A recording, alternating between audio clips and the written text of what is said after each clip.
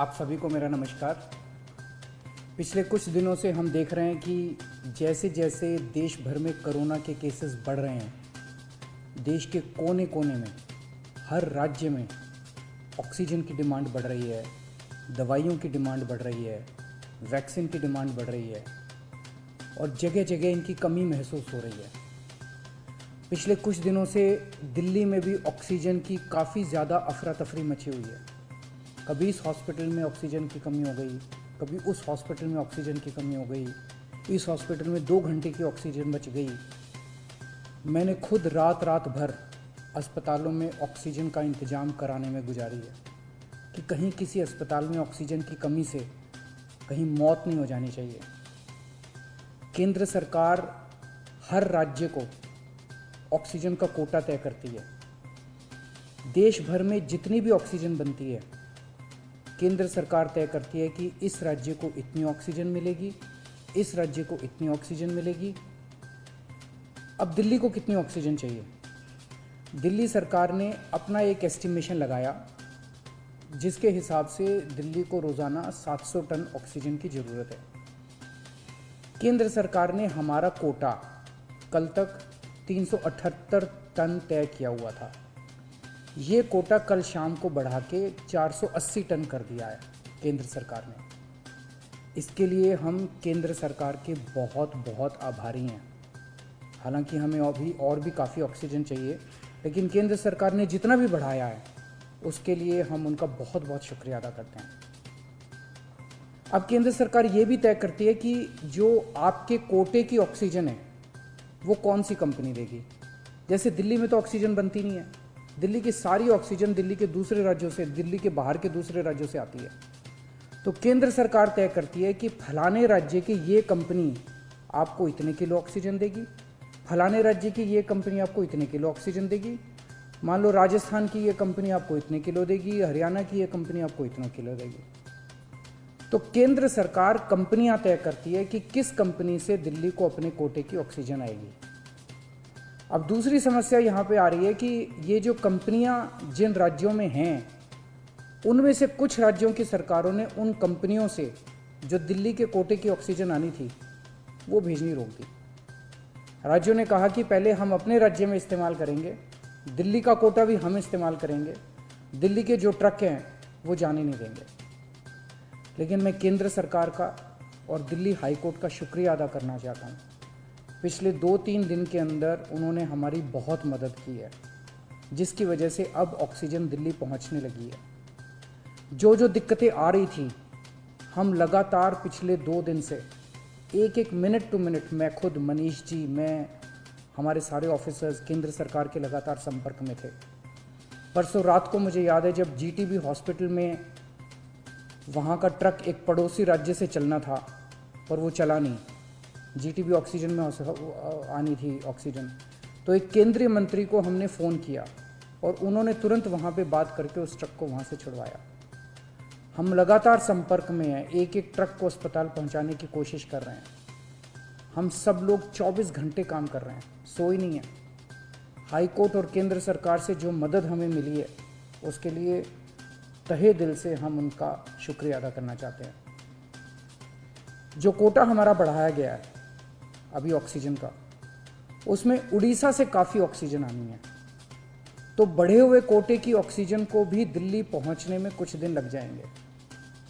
हम कोशिश कर रहे हैं कि अगर हो सके तो हवाई जहाज के जरिए उड़ीसा के से ऑक्सीजन लाई जा सके। जब हमने लॉकडाउन लगाया था, मैंने आपको बोला था कि ये 6 दिन का जो लॉकडाउन है, ये 6 दिन हम आराम नहीं करने वाले, हम 24 घंटे काम करेंगे। इन 6 दिनों को हम इस्तेमाल करेंगे दिल्ली के हेल्थ इंफ्रास्ट्रक्चर को और सुदृढ़ करने के लिए। इन 6 दिनों में दिल्ली में जो ऑक्सीजन की कमी है उसको ठीक करने के लिए, दिल्ली में जो बेड की कमी है उसको ठीक करने के लिए, और हम 24 घंटे लगे हुए हैं दिल्ली के हेल्थ इंफ्रास्ट्रक्चर को और इम्प्रूव करने के लिए। इस लॉकडाउन के 6 दिन जो हमें मिले हैं, इन 6 दिनों में हम पूरी कोशिश कर रहे हैं। एक और बात, ये बहुत बड़ी आपदा है। इस आपदा में अगर हम सारे लोग हरियाणा, पंजाब, तमिलनाडु, गुजरात, पश्चिम बंगाल इसमें बट गए तो भारत नहीं बचेगा। इस वक्त हमें एक दूसरे की मदद करनी है, हमें भारतीय बनना है, हमें इंसान बनना है। देश के लोग आज सभी न्यूज़ चैनल पे देख रहे हैं कि दिल्ली में आने वाला ट्रक किसी और राज्य ने रोक दिया, मध्य प्रदेश में जाने वाला ट्रक फलाने राज्य ने रोक दिया। ये तो ठीक नहीं है। लोग ये नहीं चाहते। देश के लोग आज ये देखना चाहते हैं कि दिल्ली ने किसी दूसरे राज्य की मदद कैसे करी, उत्तर प्रदेश ने किसी राज्य की कैसे मदद की। हम एक साथ मिलके आपदा से लड़ना है हमें, तभी भारत बचेगा। अभी तो समय ये है कि उत्तर प्रदेश वाला दिल्ली की मदद करे, दिल्ली वाला हरियाणा की मदद करे, हरियाणा वाला बिहार की मदद करे, बिहार वाला गुजरात की मदद करे। हम सारे लोग अगर एक दूसरे की मदद करेंगे तभी तो भारत बचेगा। और अगर इतनी मुश्किल घड़ी में भी हम सारे एक दूसरे से लड़ने लग गए तो अगर भारत राज्यों में बट गया इस समय तो फिर भारत को कौन बचाएगा। मेरी सारी नागरिकों से अपील है, सारी सरकारों से अपील है कि आइए मिलके एक होके लड़ते हैं।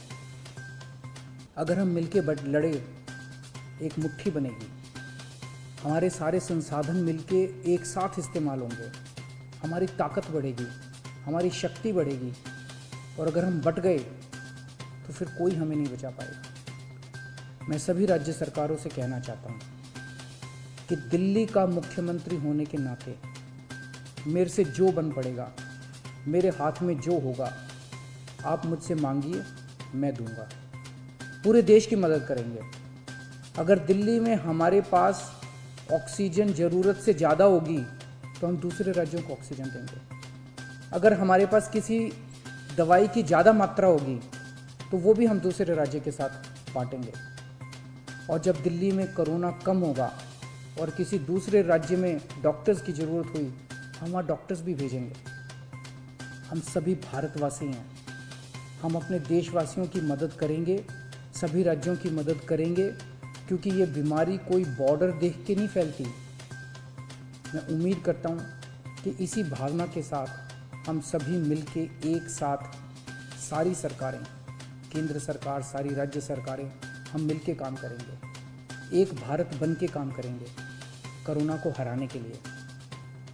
हमें पूरी दुनिया के सामने दिखा देना है कि विश्व में सबसे ज़्यादा कोविड केसेस भारत में होने के बावजूद कैसे भारत के लोगों ने, यहाँ की सरकारों ने मिलके कैसे इस आपदा से लड़ाई की, कैसे हमने सारा प्रबंधन किया।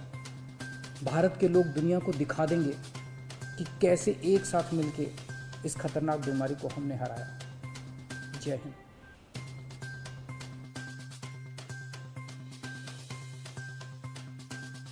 उत्तर प्रदेश और उत्तराखंड की तमाम छोटी बड़ी खबरों के लिए देखते रहिए समाचार उत्तर प्रदेश उत्तराखंड, खबरों की दुनिया। जुड़ने के लिए चैनल को सब्सक्राइब करें और लेटेस्ट न्यूज़ अपडेट के लिए बेल आइकन दबाएं।